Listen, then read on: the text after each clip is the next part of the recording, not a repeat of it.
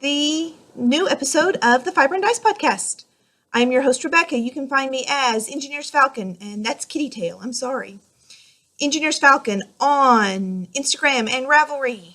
And you can find our group under Fiber and Dice podcast on Ravelry and show notes at www.bluebonnetfibers.com. As you can see, I am co-hostless this week.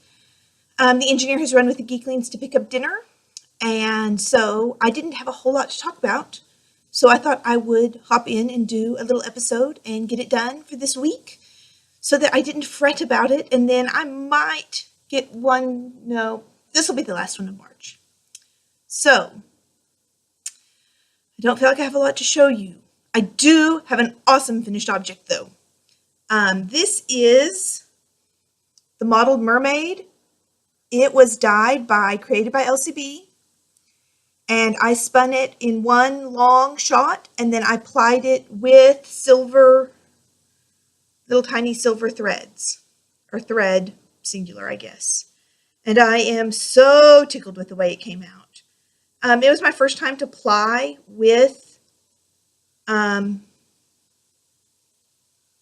metallic thread, and it is like skinny, teeny tiny.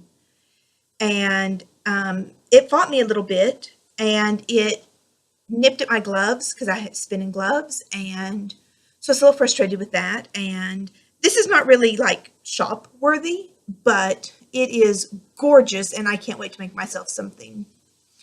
I kind of like it when stuff's not shop worthy. I get to keep it for myself. So you can see I overplied a little bit. I don't do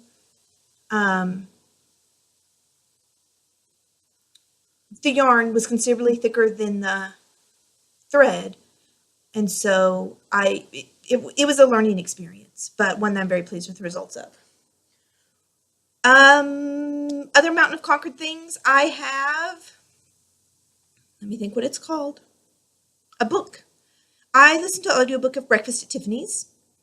I have not seen the movie. I did not know anything about the book or the movie. I don't know what I was expecting, but the book wasn't it, but I liked it. I thought it was really good. Very representative of the era it was written in, about. But I liked it. I'm glad I've listened to it. It's one to mark off my kind of classics list. What is Climbing the Mountain? There is super secret spinning on my spinning wheel. I don't think you can see it. I think I said no, you can't. I will share the results of that super secret spinning next episode, but I can't share it today. So that is exciting and fun. And I have a sock, part of a sock. This is the Monet's Garden from Cyborg's Craft Room. I'm working on these. They're socks, gift socks for my sister to give to a friend. I've been working on these since before Disney. I was to the cuff. I think I told you guys that last week. I was to the cuff and then didn't finish it. It was too wide, 8 stitches too wide, I decided. So I ripped it out. I just don't regret ripping stuff out. I know it makes me kind of boring as a podcaster because I never have finished objects, but I'm real pleased with the way it's fitting now. Her foot's about the size of mine, right between my sister and I. So this is the toe I made. It's not drastically different than my normal toe, but it's a little more round and a little less steep, pointy sides. A lot of times my sock toes look like that. So it's Hermione's Everyday Sock with a Fish Lips Kiss Heel. It's on some kind of Knit Picks Caspian needle. I have no idea what size it's on. So that's close. Oh, I do have another finished object, another book finished object, Climbing the Mountain of Conquered Things. I finished Last Unicorn. Again, no idea what to expect from that. All I knew about was I had seen the trailer from the 1980s film, which is a little strange, but the book was good. I liked it. It was not like life-changing. I think had I read it when I was very young, I would have been completely captivated and wanted to keep reading fantasy for the rest of my life. Now I'm, old and jaded, but it was a good story. I really enjoyed it. So that. What else do I have this week? Little Luxuries. do not forget that we have the contest running until I record next month in April for Jam from Kelly B. Jammin'. Little Luxuries is a new segment we started last episode to share some of my favorite small businesses that are not fiber related. And she does jams and steak rubs and salts and jellies and those kinds of things for your kitchen, and they are delicious. So Kelly B. Jammin', there is a thread with all of the rules in which you need to know to enter. Member of the group, go look at her Etsy shop. Tell me what you'd like. I will draw a name next week, and I will hook you up with her, and she will mail you one of the jellies that's in her shop. So they are really good. In fact, we have it in the fridge. We made it for lunch yesterday, and I'll eat it for lunch a couple days this week. Chicken salad, and I put the chicken in the pan and baked it with garlic and Kelly B sage orange salt and pepper and Kelly B blueberry orange jelly jam on top. It was so good. Shredded it up and made chicken salad out of it. Delicious. Very, very delicious. So, you guys know I'm a big fan. So, Little Luxuries. I think that brings us to Gamerly News. We are making good progress on our 10-10 in 2015. We're going to play Dungeons and Dragons when we finish dinner, when they get back. And then all we will lack for our 10-10, including the alternate to be done for March, is Takanoko, which we may play tonight, we may play tomorrow night. We might even push it to Tuesday night. So that's one of our challenges, to play 10 board games 10 times each in 2015. All the rules for that can be found on the 10 by 10 in 2015 thread in the Fiber and Dice group on Ravelry. That one is an Instagram challenge that you can win stuff for. Go check it out. Next is the 2x2 in 2015, the 2x2 challenge. Pick 2 games that are new to you or that you have not played recently and play them twice in the same month. Again, there's a thread with all the rules for that and the goodies at the end of the year if you win that. We finished our 2 for the month. They were Harbor and Escape the Cursed Temple. Lost Temple, Cursed Temple, Crumbling Temple. It was fun. So we finished both of those. We are at 181 or 82 games of our 365 on the year, so I'm very excited about that. We've made great progress. And because we don't have enough going on this year, we joined a new challenge 2 nights ago. It is called 100 by 1, and the guy who's running it commented on Board Game Geek on our 10 by 10 in 2015 thread. We're also playing officially with them over there. That he was impressed, and in his signature it had all the challenges he's doing, and he's hosting one, the 100 by 1, and it is to play 100 different games. And I was like, oh, that sounds fun, because, we've got 2 zillion games, and my sister has like half a zillion, or a zillion, so I sat down and counted, and we had already played 40. So we added a couple new ones. So we have played 42 of our 100 different games this year, which is way awesome. So I don't foresee us struggling with that one at all. We might, but I would be really surprised because we're at 42 of 100 and it's not even quite yet the end of March. And we have Kickstarter games coming, and Barnes & Noble. Oh, if you're a gamer and you like Barnes & Noble, and especially if you don't have a local game shop, Barnes & Noble carries a really nice selection. We do not have a local game shop here. So when we need stuff here, we go to Barnes & Noble a lot. And they have added a lot of games. They had Istanbul and Betrayal at House on the Hill, and there were too many to even sort through. I didn't even think to pick one up because we were too busy marveling at like 15 new games that they had.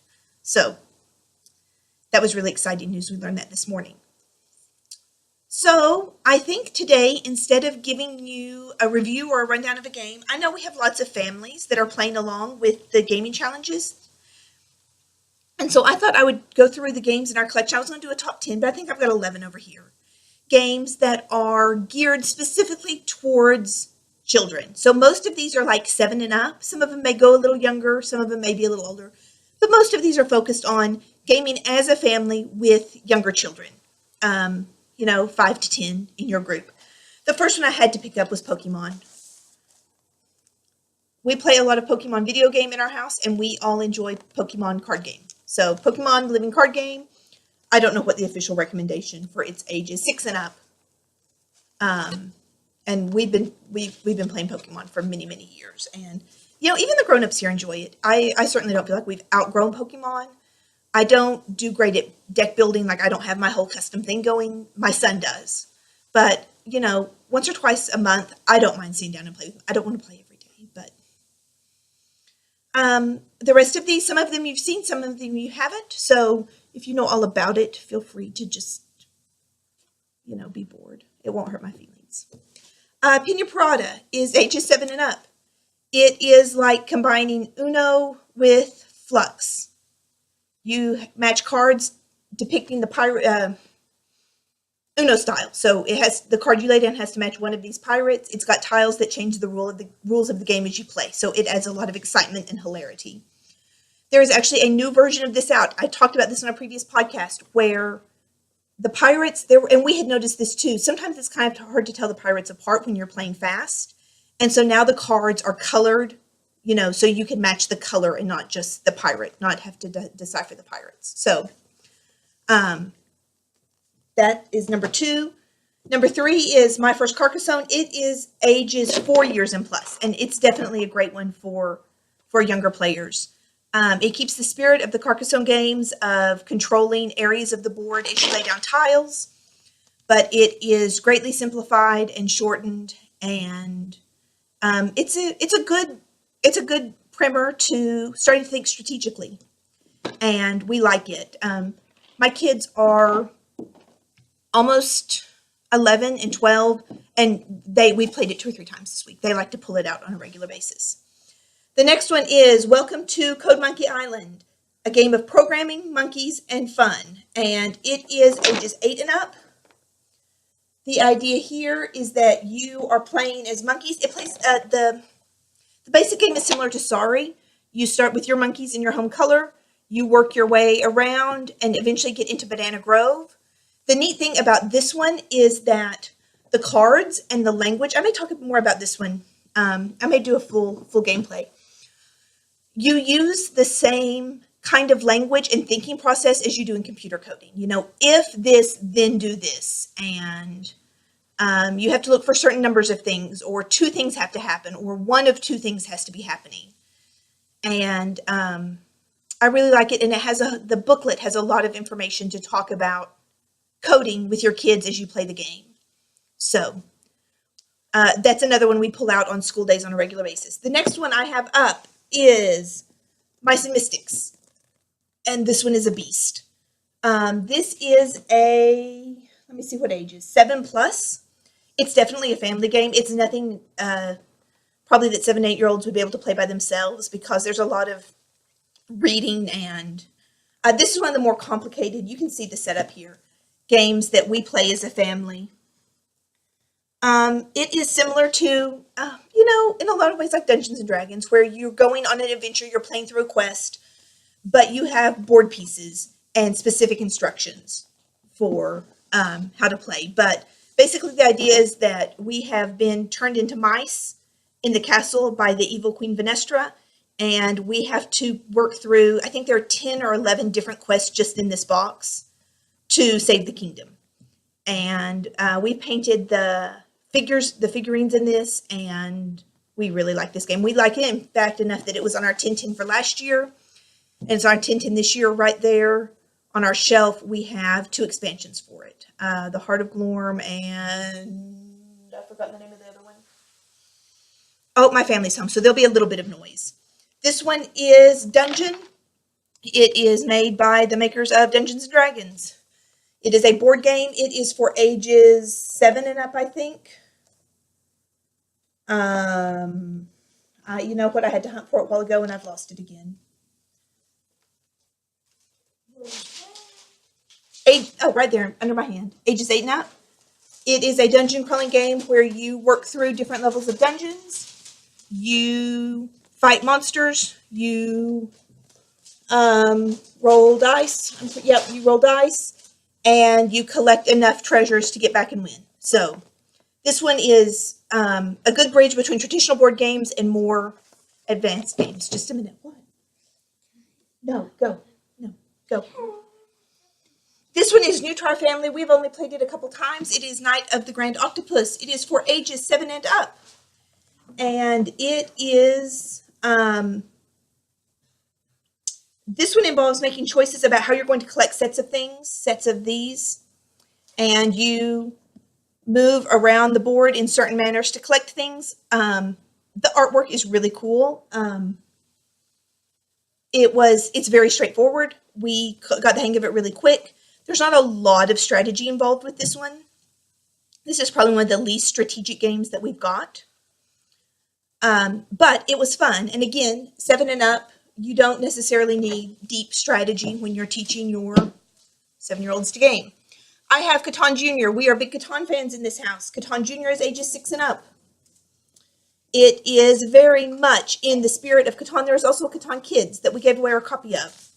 So I can't show it to you, but Catan Kids is good too. I think it starts 4 and up maybe. It's a considerably younger game. This one's 6 and up. You are the kids of Catan. Your parents have gone off, exploring, and you are going to build and collect resources. And as you collect resources, very much in the spirit of original Catan, you build and expand, and the first person to get their set amount of buildings wins. One of the things that I appreciate for the junior version is that they have made resource collection less random and less frustrating. I don't think it's on the board, on the picture, but there's a market where you can swap out resources and buy resources and stuff. So it doesn't dice hate me. And so when we play real Catan, I spend a lot of my time sitting twiddling my thumbs because I never get resources. That is much less likely to happen in this game. You've got some more choices. There are pirates. There are bonus cards to collect. Lots of things that are very similar to the adult version. Very well scaled down for the 6 and up group. I'm not showing you anything that we do not enjoy playing as a family. If I don't like to play with my kids, it doesn't make the cut anymore because there are too many games that I think are fun that are made for whole families and not just children to have too many of those games that we don't enjoy playing as a family. I've talked about Apples to Apples. This is ages 7 and plus. Our favorite Apples to Apples is the Disney version. It's Disney Children's Cards Against Humanity. Most people have heard of Apples to Apples or played Apples to Apples. If you're you say a word. People look through their cards. They lay out the word that they think most accurately fits the word you said.